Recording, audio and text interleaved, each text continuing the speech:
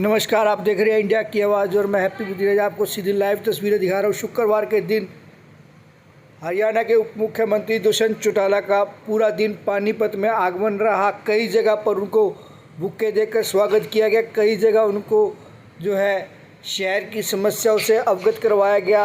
दिन भर लगभग 30 से 32 जगह उनका स्वागत समारोह, जलपान व्यवस्था का आयोजन किया गया और देर रात शहर के उद्योगपति सामाजिक संगठनों ने जो है उनको स्वागत भी किया और शहर की समस्याओं से अवगत भी करवाया। आइए आपको सीधी लाइव तस्वीरें दिखाते हैं और आपको उप मुख्यमंत्री से बातचीत भी करेंगे।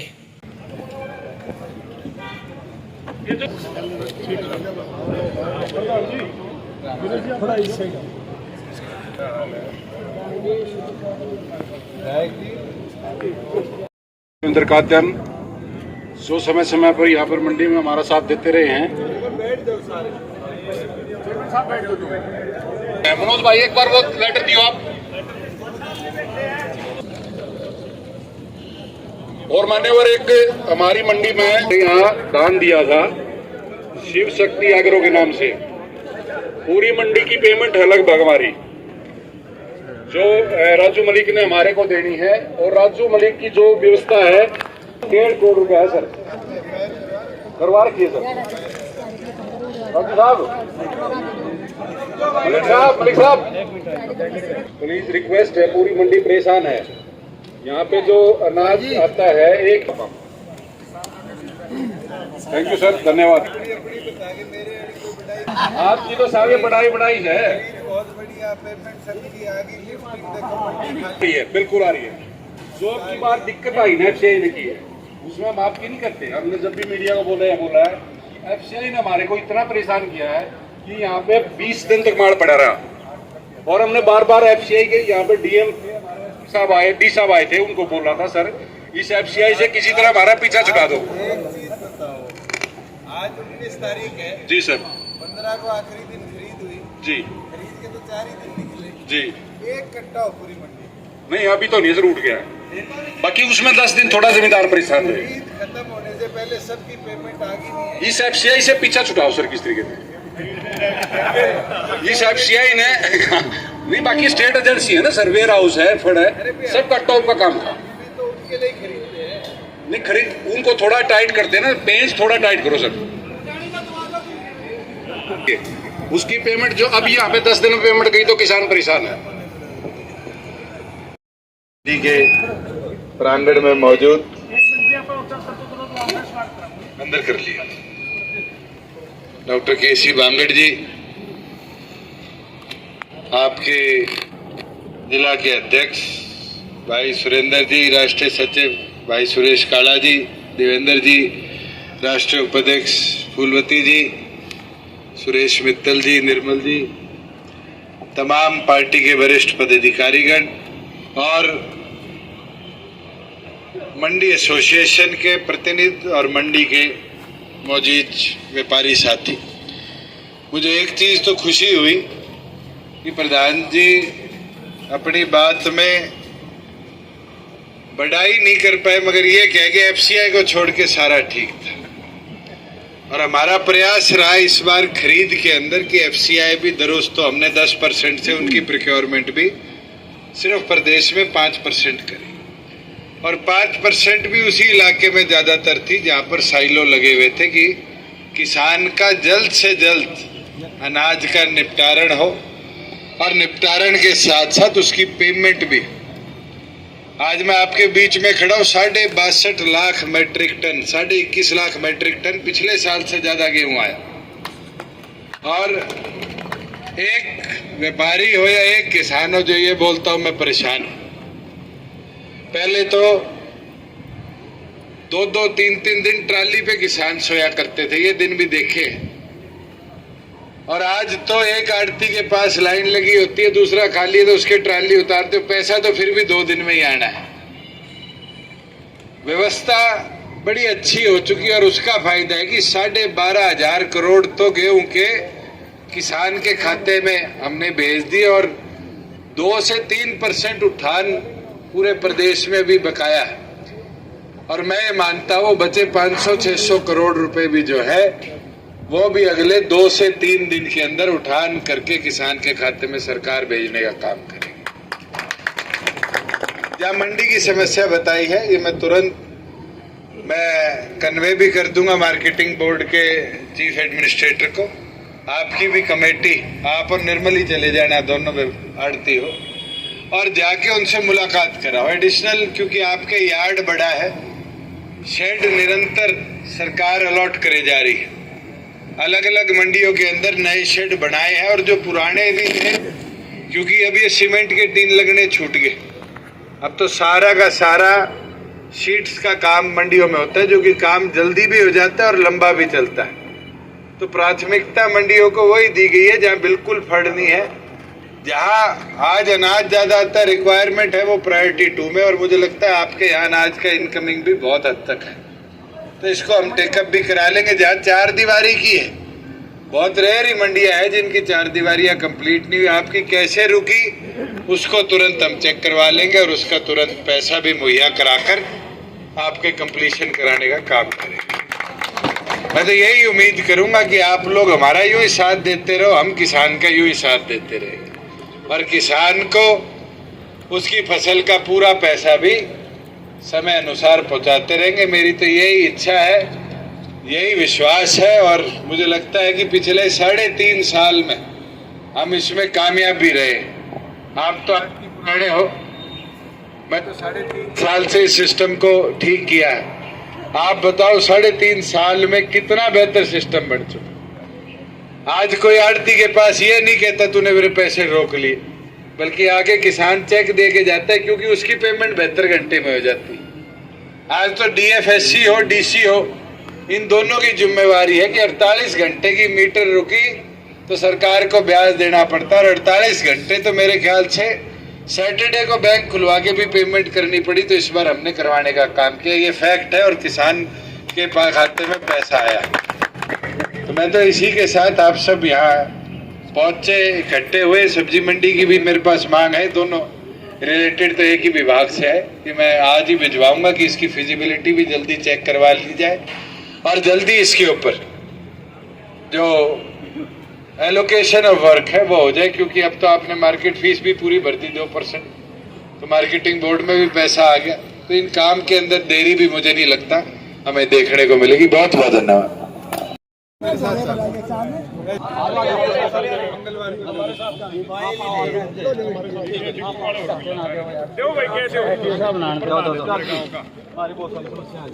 एक को छोड़ के सारी हो जाएगी।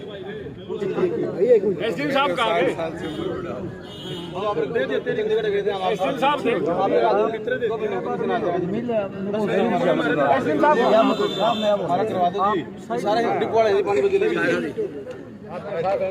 एसडीएम साहब कहाँ गए? एसडीएम साहब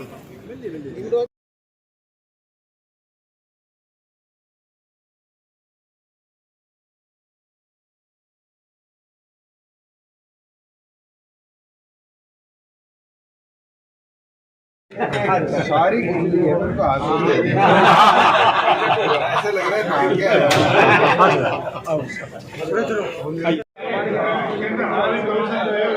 जापानी की तरफ से है, और मैं यहाँ आने पर जो है थोड़ा सा जो है सहयोग तो हम लोग दे रहे हैं इंडस्ट्री की तरफ से।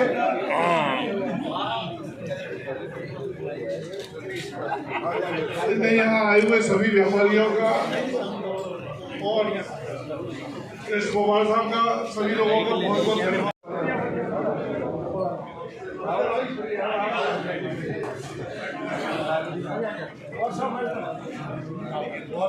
पानीपत में कुछ फ्री जोन काफी ज्यादा थे, तो कोई उसके किसी डिपार्टमेंट का भी कोई चक्कर नहीं पड़ता था। सुबह अभी रात को सो के सुबह नींद खुली और देखा भी मेरे दोस्त ने तो लगाया हुआ, उसका बड़ा अच्छा चल रहा काम।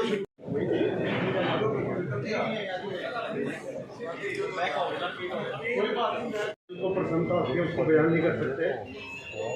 और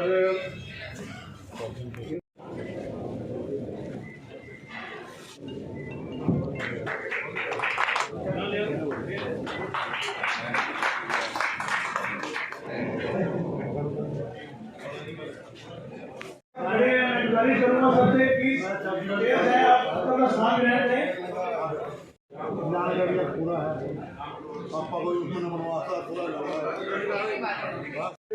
और इस टाइम जो स्पेशल पावर इसके जो समर सीजन के लिए गवर्नमेंट ने हमारे लिए अरेंज करके पहले रखी है, पूरी गारंटी सीएम साहब की तरफ से हमें मिली थी कि आपको एक दिन भी 1 मिनट का भी कट नहीं लगेगा।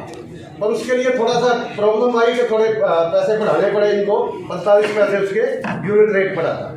ये तो छोटी मोटी बातें। अब जो मेन डिमांड है, एक हमारी पानीपत की डिमांड जो 20 साल से चली आ रही है, वो मैं उप मुख्यमंत्री के सामने रखना चाहूँगा। वो बड़ी टिपिकल डिमांड है। वो अगर इस हमारी डिमांड को सुनते हैं और हमारी डिमांड पूरी करते हैं तो हमारी जनरेशन भी इनको याद रखेगी, अगले आने वाली जनरेशन। मेन एजेंडा क्या है कि 2016 से पहले जितनी भी टेक्सटाइल इंडस्ट्री पानीपत में लगी, उनको ग्रीन कैटेगरी की इंडस्ट्री थी सारी, उनको पोल्यूशन डिपार्टमेंट से कोई एनओसी वगैरह नहीं लेनी पड़ती थी। तो इस चक्कर में सारे सब लोगों ने इंडस्ट्री लगा दी और सीएलयू लेनी, क्योंकि सीएलयू पोल्यूशन में रिक्वायर्ड नहीं थी और पोल्यूशन का सर्टिफिकेट चाहिए भी नहीं था। तो 2016 के बाद ग्रीन कैटेगरी की इंडस्ट्री को इन्होंने उसमें एनओसी वाले क्लॉज में डाल दिया भी आपको अगर ग्रीन कैटेगरी भी लगानी है तो आपको पोल्यूशन से एनओसी लेनी पड़ेगी। तो उसके बाद हमारी प्रॉब्लम स्टार्ट होगी। अब पानीपत में इस टाइप की 5 से 6 हज़ार इंडस्ट्री चल रही हैं जिनके पास सारा फैसिलिटी ठीक है, कोई पोल्यूशन नहीं बुला रही है, पर पोल्यूशन की एनओसी नहीं है। तो उसके लिए मेरी सीएम साहब से एक रिक्वेस्ट है भी किसी ना किसी तरीके से कोई, जैसे कॉलोनियों को भी तो रेगुलाइज कर ही देते हैं ना, तो हमारी इनसे रिक्वेस्ट है कि हमारी इंडस्ट्री को कोई वन टाइम स्कीम लेके आए। सिर्फ हमें उसके अंदर पोल्यूशन की एनओसी सबसे ज़्यादा जरूरी है। तो ये पॉइंट सबसे अपना मेन पॉइंट। नंबर 2 में जो अपना पॉइंट है, हरियाणा आत्मनिर्भर पॉलिसी, ये टेक्सटाइल पॉलिसी लागू तो हो चुकी ही है पर इसकी स्कीम नहीं बन पाई। तो इसकी स्कीम को जल्दी से जल्दी लागू किया जाए, क्योंकि अगर इसके अंदर एक स्कीम के अंदर टेक्निकल टेक्सटाइल जितनी भी स्पिनिंग मिल है जो मर्जी सब लोग लगा सकते हैं, पर इसके अंदर एक कंडीशन लगा दी डिपार्टमेंट की तरफ से, डिपार्टमेंट ऑफ इंडस्ट्री की तरफ से भी, इसमें 84 इंडस्ट्री का कैप कर दिया इन्होंने भी। कोई भी इंडस्ट्री अगर लगाएगा इस स्कीम में तो 84 इंडस्ट्री से ऊपर नहीं लगेगी। ये कोई लॉजिक वाला पॉइंट नहीं बन रहा। तो मेरी उप मुख्यमंत्री जी से ये रिक्वेस्ट है कि इसको, इस क्लास को हटा दिया जाए, चाहे सब्सिडी सबको थोड़ी थोड़ी कम दे दी जाए, उसमें हम शेयर कर देंगे, पर एक तलवार ना लटकाई जाए कि 84 आदमी ही अप्लाई कर सकते हैं। और हमारे सभी व्यापारी भाई, जहाँ तक डाई हाउस की बात है, डाई हाउस इस शहर की जान है। सारा टेक्सटाइल डाइंग प्रिंटिंग से चलता है। आज हमें कुछ समस्याएं बहुत टाइम से आ रही हैं, उसके कुछ हल ढूंढे जाने के लिए हमें बात कर चल रहे हैं। जैसे उनमें एक मुद्दा है, बहुत टाइम चल रहा है, मैंने उप मुख्यमंत्री जी को पहले भी बताया है इसके बारे में कि एक सेक्टर है हमारा 29 पार्ट 2, उसके अंदर लगभग 200 से 250 चिमनी है। उन सब को हटाकर एक चिमनी लगाई जा सकती है, जिससे कि इन्वायरमेंट का फायदा हो और आने वाला समय में इस टाइप की कोई समस्या नहीं होगी और पानीपत का जो टेक्सटाइल है इंडिया में एक नंबर 1 बन जाएगा। उसमें सिर्फ जगह देनी है, बाकी सब टीम तैयार है, आगे लगाने तैयार है, डिस्ट्रीब्यूशन तैयार है। इससे हमारे व्यापार को, हमारे प्लांट जो जगह 25 जगह बॉयलर खाना जाता है वो बच जाएगी, इन्वायरमेंट की समस्या खत्म होगी। और उसके ऊपर सबसे बड़ा सिस्टम जो कॉमन बॉयलर पे है वो है कि वो 50 SPM से वो धुआं निकालेगा, इसलिए जहां पे रहेंगे वहां पे एक ये बड़ा शुभ काम होगा और एक इंडस्ट्री के फायदे की बात होगी। दूसरा, मैं फिर इन्वायरमेंट की बात करता हूं। एक 35 ml पानी हमारा STP का साफ होकर के बिल्कुल पीने लायक बन के और दोबारा गंदे नाले में डाल दिया जाता है। ये मुद्दा मैं कई बार उठा चुका हूं कि वो पानी, इतनी बड़ी मात्रा का पानी हमारे इंडस्ट्री को ही दे दो, हम उसके पैसे भी देंगे जो जायज होंगे, जो मार्केट का रेट होगा, जो जहां पे होगा, और उस पानी का यूटिलाइज हो जाएगा। जो पानी साफ करके गंदे नाले में डाल दिया जाता है बहुत बड़ी मात्रा में 35 ml के आसपास, वो पानी हमें मिलेगा। आज ये तो मैं धन्यवाद करूंगा हरियाणा सरकार का कि आज हमारे 29 सेक्टर पार्ट 2 में कोई जमीन से पानी नहीं निकालता। और दूसरा, वो हमें नहर का पानी जो सरकार देती है, इतना अच्छा पानी देती है, तब उसके लिए सरकार का बहुत बहुत धन्यवाद करते हैं।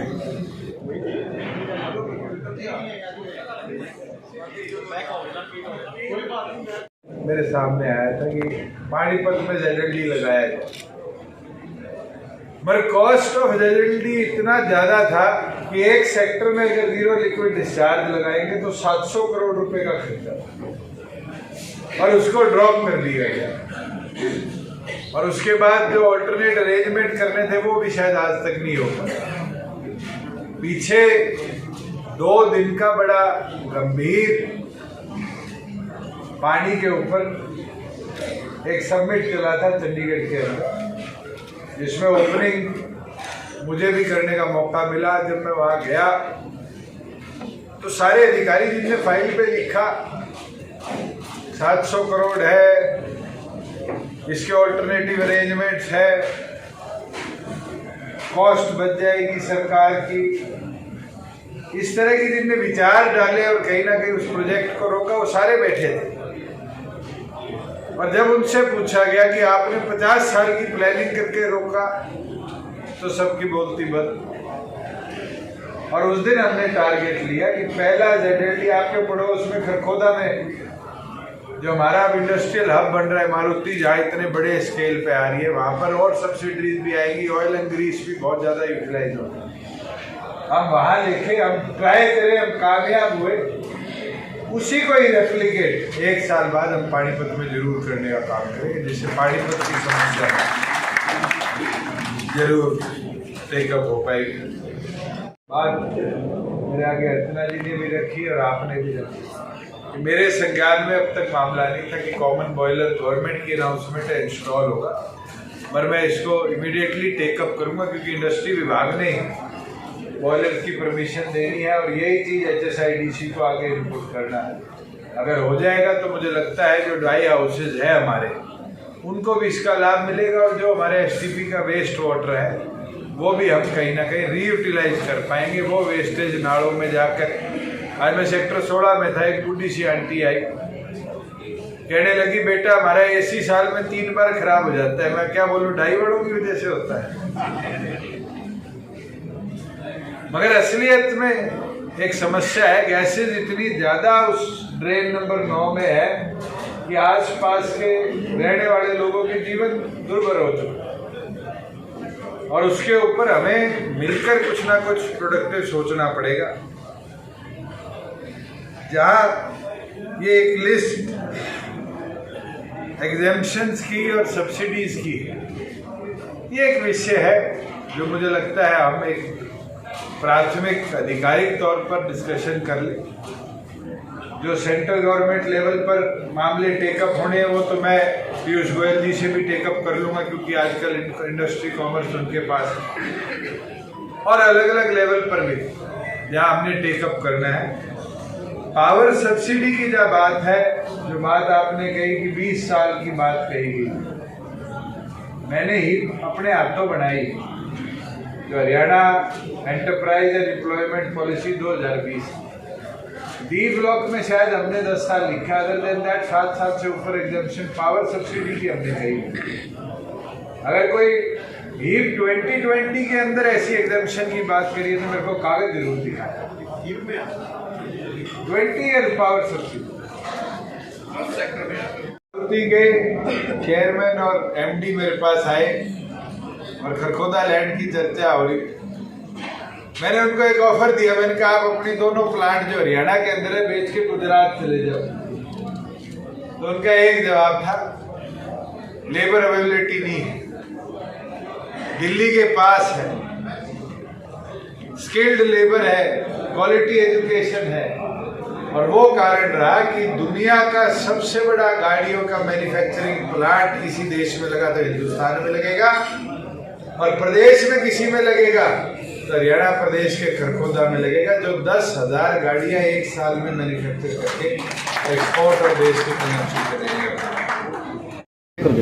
आकर बड़ी खुशी हुई कि प्रोक्योरमेंट बंद हुए, आज तीसरा दिन है और एक भी बैग वीट का आज मंडी में नहीं है। टोटल लिफ्टिंग हो चुकी और टोटल फार्मर्स की पेमेंट हरियाणा सरकार ने कर दी है। इस साल अप्रॉक्सीमेटली 62.5 लाख मेट्रिक टन गेहूं हमारे चारों एजेंसीज ने परचेज किया है। लगभग 99% लिफ्टिंग हरियाणा प्रदेश के अंदर गेहूं की हमारी एजेंसीज कर चुकी है और 99% का अप्रॉक्सीमेटली 98% पेमेंट 12,540 करोड़ के आसपास हम किसान के खाते में दे चुके हैं। बचा हुआ जो लगभग गेहूं है 500 करोड़ की मात्रा का है, उसको भी अगले 2 से 3 दिन के अंदर हमने टारगेट लिया है कि इस वीकेंड के अंदर हम लिफ्ट कर किसान के खाते में बाय मंगलवार सारे अनाज का पैसा किसान को देने का काम करें। मैं बधाई देता हूं सारे अधिकारियों का जिनने इस बार लिफ्टिंग को इतना स्मूथ और समय अनुसार करने में जो योगदान दिया है वो सब बधाई के पात्र है। और उसकी वजह से सारे जो एक लोड हमारी मंडियों पे रहता था, इस बार वो लोड देखने को नहीं मिला। किसी भी फार्मर को 2 से 2.5 घंटे के अंदर मंडी में आना और जाना हुआ, उसको अपने अनाज के लिए लंबी लाइनों में वेट नहीं करना। सर, भूपेंद्र सिंह हुड्डा कह रहे हैं कर्नाटक के बाद और हरियाणा में भी कांग्रेस की सरकार बनेगी। भूपेंद्र सिंह हुड्डा को ये पता होना चाहिए, उत्तर प्रदेश के मुख्यमंत्री भी रहे हैं, कि कर्नाटक के बाद हरियाणा का चुनाव नहीं आता। कर्नाटक के बाद तो राजस्थान का, छत्तीसगढ़ का, मध्य प्रदेश का, झारखंड का चुनाव आता है। उसके बाद लोकसभा का, आंध्र प्रदेश का, तेलंगाना का, उड़ीसा का चुनाव आता है। उसके बाद हरियाणा, महाराष्ट्र का आता है। तो कर्नाटक कोई असर नहीं पड़ेगा सर? ये कहना कि कर्नाटक का असर हरियाणा पे दिखेगा बहुत बड़ी बात है। मैं तो इतना आपसे पूछ सकता हूँ, तमिलनाडु में एक चैनल है सन टीवी, उसका असर हरियाणा के लोकल चैनल्स पे दिखता है। हमारे नेबरिंग स्टेट में, पंजाब में चुनाव हुआ, आम आदमी पार्टी की सरकार बनी, असर दिखा। बहुत से पूर्व विधायक, सांसद भाग कर गए, आज वो दूसरी पार्टियों में वापिस आने लगे, लोग उन्हें छोड़ने लगे। असर दिखा और उसका रेप्रिकॉशन भी। सर, आप नड्डा साहब से मिल के आए हैं ऊपर, और नीचे वाले कह रहे हैं कि लोकसभा की जो सीटें हैं अकेले में लड़ेंगे। मेरी भारतीय जनता पार्टी के राष्ट्रीय अध्यक्ष से मुलाकात हुई। मुलाकात भविष्य की कैसे दोनों पार्टियों ने मिलकर राजनीति करनी है उसके प्रति भी हुई है, और कैसे राजस्थान के अंदर दोनों पार्टियां मिलकर आगे चल सकती है उस विषय पर। कौन क्या कह रहा है मुझे उस पर टिप्पणी करने की जरूरत है। हमने 3.5 सालों से दोनों पार्टियों ने सकारात्मक सोच के साथ हरियाणा प्रदेश में काम किया, और आज उसका नतीजा है कि हरियाणा चाहे जीएसटी कलेक्शन हो, उसमें देश में प्राथमिक आय 22% ग्रोथ के साथ। हमारे प्रत्येक विभाग में ग्रोथ दिखी है, डिस्पाइट कोरोना जैसी महामारी भी। हमारे पास रजिस्ट्रेशन जो होती है डीड्स की, उसके अंदर 6100 करोड़ से हम 10,400 करोड़ पे पहुंचे। आज के दिन रोड इंफ्रास्ट्रक्चर हरियाणा का पहले से बहुत बेहतर हुआ है। आज पानी की सप्लाई हो, किसान के खेतों तक पहुंचाने में हम कामयाब रहे हैं। मेजॉरिटी जो हमारे माइनर्स थे, जो 30-30, 40-40 साल से बने हुए थे, सरकार ने स्पेशल बजट लेकर उनको रीमॉडल करने का काम किया है। हमारी जो संस्कृति स्कूल की योजना थी, उसको पीएम श्री योजना के तहत केंद्र सरकार ने अडॉप्ट किया है। हरियाणा प्रदेश ने ग्रामीण लाइब्रेरी का सपना देखा। 950 लाइब्रेरी आज अंडर कंस्ट्रक्शन है। माननीय प्रधानमंत्री ने केंद्र के बजट में देश के प्रत्येक गांव तक लाइब्रेरी पहुंचे, इस सपने को रखा। मैं मानता हूँ ये हरियाणा की प्रोग्रेसिव सोच है, और इस सोच के साथ हम नीचे वाले क्यों नहीं चाह रहे सर कि आप पूछ लो कौन नहीं चाह रहा? मैं तो चाह रहा हूँ, जो नहीं चाह रहे उनसे पूछो। जो अपना कार्यकाल बचा है जेजेपी और बीजेपी का, उसमें आपको क्या लगता है कौन सी ऐसी चीजें आपसे छूट गई हैं जिस पे आप प्रमुखता से संज्ञान लेने लगे? आज के दिन इंडस्ट्रियलाइजेशन दोबारा प्रदेश के अंदर आई है, छुट्टी नहीं है। हम मोटिवेट कर पाए हैं बड़ी इंडस्ट्रीज को, मदर प्लांट्स को हरियाणा में आने के लिए। उसका नतीजा है लगभग 34,000 करोड़। पिछले दिनों भी 3 नए प्लांट हरियाणा प्रदेश में आए हैं। 34,000 करोड़ का इन्वेस्टमेंट 3.5 साल में आया है, जिसमें सबसे बड़ा इन्वेस्टमेंट मारुति सुजुकी का है 13,000 करोड़ का। और लाखों रोजगार के अवसर बनने प्रदेश में शुरू हुए।